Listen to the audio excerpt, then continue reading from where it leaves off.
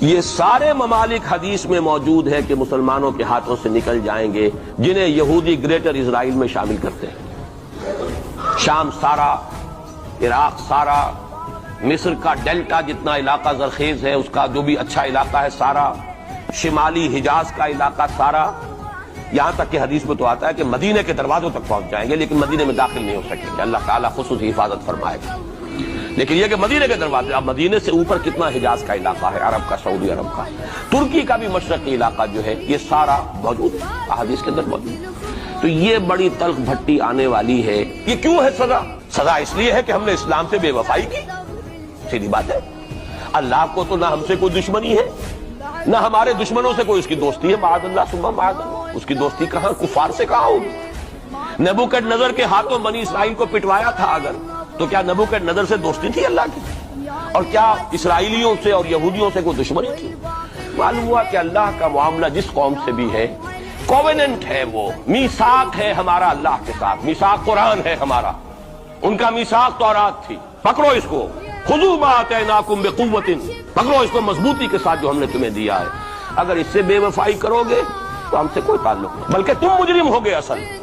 باقی لوگوں کے پاس تو کتاب ہے نہیں، شریعت ہے نہیں، دین ہے نہیں، ان کو تو پہنچانا تمہارے ذمہ تھا، تم تو ان کو کیا پہنچاتے، خود اس سے بے وفائی کر بیٹھے ہو، لہذا ساری دنیا کی گمراہی کی ذمہ داری بھی تمہارے کندھوں پر ہے۔ یہ ہے وہ جرم جس کی بنا پر سزا ملے گی، سزا کے مستحق ہیں ہم، اور ہم میں سب سے بڑھ کر عرب ہیں جن کی مادری زبان عربی ہے، جن کو صرف نحو پڑھنے کی ضرورت نہیں قرآن سمجھنے کے لیے، وہ تو از دل خیزت بر دل ریزت، براہ راست کمیونیکیشن قرآن سے ہو رہی ہے۔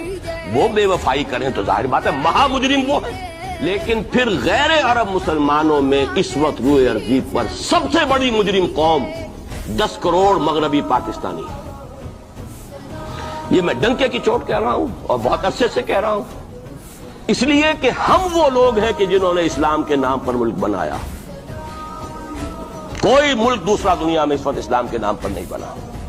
ہم وہ لوگ ہیں پاکستان بنانے کے لیے لاکھوں جانیں مسلمانوں کی، کلمہ گوؤں کی گئیں اور ہزاروں عصمتیں لوٹی، اور نہ معلوم کتنی مسلمان لڑکیاں اور عورتیں جو ہے رہ گئی پھر بھی ہمیشہ ہی سکھوں کے پاس، اور وہ آئی نہیں پاکستان اس اسلام کے نام پر۔ اور کیا کیا ہے ہم نے؟